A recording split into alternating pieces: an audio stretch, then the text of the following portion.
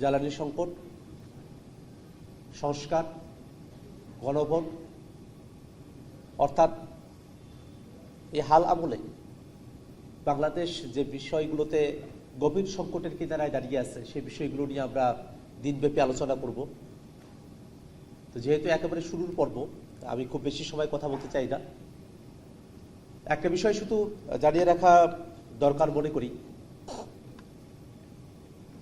স্বরাষ্ট্রমন্ত্রী যেমনটা বলেছেন যে সংস্কারের বাহানায় যদি নির্বাচনটা হতে দেওয়া না হয়, সে কারণে তারা জুলাই সনদে স্বাক্ষর করেছেন, অনেক কথা বলতে চেয়েও তারা বলেন নাই। জিনিসটা এখন উল্টে গেছে। বাস্তবতা হলো ক্ষমতার বাহানায় বিএনপি সরকার আর সংস্কার করতে চায় না। তারা ক্ষমতাকে নিরঙ্কুশভাবে উপভোগ করতে চায়, কিন্তু নির্বাচনের মধ্য দিয়ে নির্বাচিত প্রতিনিধিত্বের উপরে যে দায়িত্ব অর্পিত হয়, সেটাকে ক্ষমতার দৃষ্টিতে দেখার যে মানসিকতা, সেখান থেকে তারা এখনো বের হয়ে আসতে পারেননি। তারা বারংবার নোট অফ ডিসেন্টের কথা বলছেন, কিন্তু ঐক্যমত্য কমিশনে যখন আমরা আলাপ করেছিলাম, তখন নোট অফ ডিসেন্টের অর্থ এই ছিল যে আমরা মূল সিদ্ধান্তকে মেনে নিলাম, যার একটা ভিন্ন মত আছে তিনি সেই ভিন্ন মতটা উল্লেখ করে রাখলেন, কিন্তু ভিন্ন মতটা, নোট অফ ডিসেন্টটা এখানে মুখ্য বিষয় নয়। এখানে মূল যে সিদ্ধান্ত, যে সিদ্ধান্তে রাজনৈতিক দলগুলো এবং ঐক্যমত্য কমিশন উপনীত হয়েছে, সেটাই এখানে কার্যকর হবে। একটা বিষয় এই কারণে বলে রাখা প্রয়োজন যে গণভোট হয়ে যাওয়ার পরে বিএনপি কোন বিষয়ে রাজি বা কোন বিষয়ে নারাজি নিমরাজি, সেটার মুখ্য বিষয় হতে পারে না। সেই গণভোটের বিষয়গুলোর দিকে একটু তাকিয়ে দেখি। তারা বলছে যে 4টা কোশ্চেনের মধ্যে 3.5টা কোশ্চেনে তাদের আপত্তি নাই, আধাটা কোশ্চেনে তাদের আপত্তি। আমরা আসলে ক্লিয়ার হতে চাই যে গণভোটের কোন আধাটা বিষয়ে আপনাদের আপত্তি ছিল, কারণ গণভোটের প্রশ্নগুলোতে খুবই স্পষ্ট করে বলা ছিল যে একটা উচ্চকক্ষ হবে ভোটের পিয়ার অনুযায়ী, তত্ত্বাবধায়ক সরকার হবে নতুন একটা ফর্মুলা অনুযায়ী, আর সাংবিধানিক প্রতিষ্ঠানগুলোতে নিয়োগ হবে একটা নিরপেক্ষ ভোটের মধ্য দিয়ে। যে বিষয়গুলোতে আমরা সবাই একমত, এরকম 30টি বিষয় সেখানে উল্লেখ করা ছিল।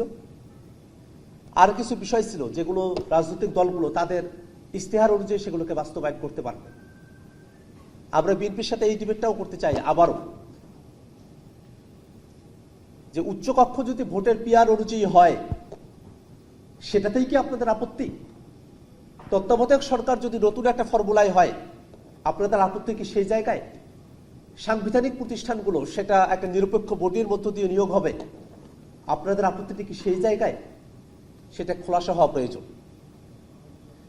মানুষ যখন কোনো একটা কাজ নিজে বাধ্য হয়ে করেছে বলে মনে করে, তখন সেই কাজটা বা তার আউটকাম যেটা, সেটাকে তারা নেতিবাচক ধরে নিয়ে এই কথাটা তারা বলে। প্রশ্ন তো এখন দাঁড়িয়ে যায়, সংস্কারের বিষয়গুলোকে কি তাহলে বিএনপি দেশ এবং জাতির জন্য নেতিবাচক মনে করে? আমরা তো বিএনপির সাথে দীর্ঘ সময় ধরে ঐক্যমত্য কমিশনে আলোচনা করেছি, এবং এক একটা দলের এক একটা মত, সবাই মিলে যদি আমরা একমত হতে পারতাম, তাহলে তো গণভোটেরও প্রশ্ন আসার কথা ছিল না। আমরা সবাই একমত হয়ে যেতাম, ঐক্যমত্য কমিশনের সিদ্ধান্তটাই কার্যকর হয়ে যেত। আমরা সবাই একমত হতে পারি না, এই জন্যই তো আমরা আমাদের কোশ্চেনগুলোকে জনগণের কাছে নিয়ে গিয়েছি, এবং জনগণ যে সিদ্ধান্ত দেবে সেটা আমরা মেনে নেব, এই কথার ভিত্তিতেই তো গণভোটটা হয়েছে।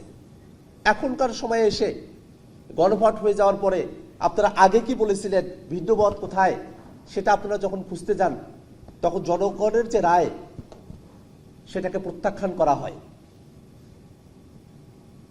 আমরা ঐক্যমত্য কমিশনে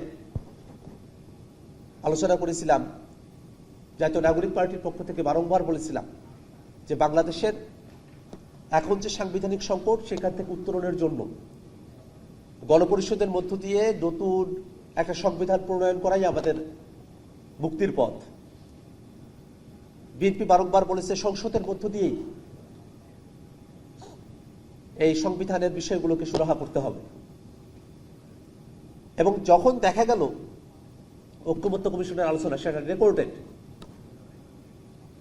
যে সংবিধানের সাথে সম্পর্কিত বিষয়গুলো বেসিক স্ট্রাকচারকে ভায়োলেট করে যায়, বিদ্যমান যে বেসিক স্ট্রাকচার তার সঙ্গে সাযুজ্যপূর্ণ হয় না, আমরা অনেক দূর এগিয়ে যাওয়ার কথা বলছি, তখনই প্রশ্নটা এসেছিল যে শুধু কি সংশোধনের মধ্য দিয়ে সংবিধানের সাথে সম্পর্কিত বিষয়গুলোকে টেকসই করা সম্ভব? সে সময়টাতেই সংসদের মাধ্যমে সংশোধনী আর গণপরিষদের মাধ্যমে নতুন সংবিধান এর মাঝামাঝি একটা আইডিয়ার ব্যাপারে আমরা একমত হই। সেটাই ছিল সংবিধান সংস্কার পরিষদ। অর্থাৎ একটা গণপরিষদের যেমন একচ্ছত্র এবং নিরঙ্কুশ একটা ক্ষমতা থাকে একটা নতুন সংবিধান প্রণয়নের ক্ষেত্রে, তেমনটাও না, আবার সংবিধান সংশোধনী করার যে লিমিটেড ক্ষমতা থাকে সংসদে সেটাও না, একটা মাঝামাঝি জায়গায় যেখানে রাজনৈতিক দলগুলোর ঐক্যমত্যতা আছে, জনগণের রায় আছে, সে বিষয়গুলোকে আমরা নতুন করে আমাদের সংবিধানে অন্তর্ভুক্ত করব সংবিধান সংস্কার পরিষদের মধ্য দিয়ে। এবং এই সংবিধান সংস্কার পরিষদের জন্য আলাদা কোনো প্রতিনিধিত্বের ব্যবস্থা না, যারা সারা দেশ থেকে জাতীয় সংসদের জন্য নির্বাচিত হবে তারাই সংবিধান সংস্কার পরিষদের সদস্য হবেন। যে কথাটা বিএনপি তখন বলতো যে সংসদের মধ্য দিয়েই পরিবর্তনটা সংবিধানের বিষয়গুলোকে সুরাহা করা, আমরা তো ঠিক একই কথাটার উপরে এখনো আছি। সংবিধান সংস্কার পরিষদে যারা সদস্য তারা তো সংসদ সদস্যই, অর্থাৎ সংসদের ভিতরেই আমরা আছি, কিন্তু আমরা ফোরামটাকে আলাদা করতে বলছি যাতে করে সংবিধানের সাথে সম্পর্কিত বিষয়গুলোকে আমরা টেকসইভাবে আমাদের সংবিধানে অন্তর্ভুক্ত করতে পারি। সেখানে আর ভবিষ্যতে আমাদেরকে কোনো আইনগত এবং হাইকোর্টে গিয়ে ঝুঁকির মুখে পড়ার মতো পরিবেশ আমাদেরকে পড়তে না হয়। খুবই সিম্পল একটা আলাপ ছিল, কিন্তু সেখান থেকে তারা দূরে সরে এসেছেন। আমরা এই কথাটা এই কারণে বলি যে ক্ষমতায় আসার আগে নির্বাচনের সময়টাতে আপনারা গণভোটে হ্যাঁর কথা বলেছিলেন, কারণ আপনারা জানতেন যে তখন গণভোটে যদি আপনারা ন্যায়ের পক্ষে অবস্থান নিতেন জনগণও আপনাদের বিপক্ষে চলে যেত। সে জনগণ তো ভোটের পরে তারা নিষ্ক্রিয় হয়ে গেছে, ব্যাপারটা এমনটা। এবং শুধুমাত্র নির্বাচনের মধ্য দিয়েই বা 5 বছর অপেক্ষা করেই তারপরেই অনেক কিছু হবে, বিষয়টা তো এমনও না। বাংলাদেশের জনগণ তারা তো এই জিনিসগুলো দেখভাল করছে, তারা তো খেয়াল রাখছে এবং তারা সকলে প্রত্যাশা করছে যে বিএনপি সরকার তারা জনগণের প্রতিকৃত যে ওয়াদা সে ওয়াদাটা তারা পালন করবে। আমরা যেহেতু আজকে সারাটা দিন আলোচনা করব, সেখানে আমরা এই বিষয়গুলো অবশ্যই জানব যে এই যে অর্থনৈতিক খাতের দুরবস্থা, সে সময়টাতে একীভূতকরণকৃত 5টা ব্যাংক যারা পুরনো মালিক ছিল তাদের কাছে আবার ফিরিয়ে দিয়ে যাওয়ার একটা আইন করা হয়েছে। এখানে একটা জিনিস খেয়াল করে দেখেন, ব্যাংক রেজুলেশন অধ্যাদেশটা যখন তারা নিয়ে এসেছে তখন 18 ধারায় তারা একটা সংশোধনী নিয়ে এসে সেটাকে পাশ করেছে। এটা অত্যন্ত নেতিবাচক। আমরা একই কথাটা মানবাধিকার কমিশনের ব্যাপারে, দুদকের ব্যাপারে, পুলিশ কমিশনের ব্যাপারে, গুম অধ্যাদেশের ব্যাপারে, সুপ্রিম কোর্ট সচিবালয়ের ব্যাপারে যে অধ্যাদেশগুলো আছে সে ব্যাপারে আমরা তাদেরকে বলেছিলাম। আপনারা তো বারংবার বলছেন যে এখানে এই আইনগুলোতে ত্রুটি আছে, আপনারা সেই ত্রুটিগুলোকে বাদ রেখে আপনারা সুন্দর একটা আইন প্রণয়ন করতে চান।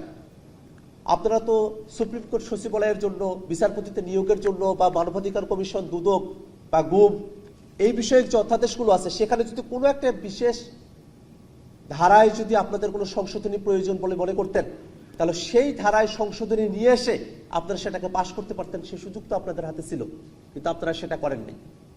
এখন আমরা শুধু এতটুকুই বলবো যে সামনের দিনে আমরা দেখতে চাই যে আপনারা আসলে কত ভালো আইন আপনারা নিয়ে আসেন, আমরা সেটা দেখার অপেক্ষায় থাকবো। সেটা শুধু আমরা না, বাংলাদেশের আপামর জনতা সেটা দেখার অপেক্ষায় আছে।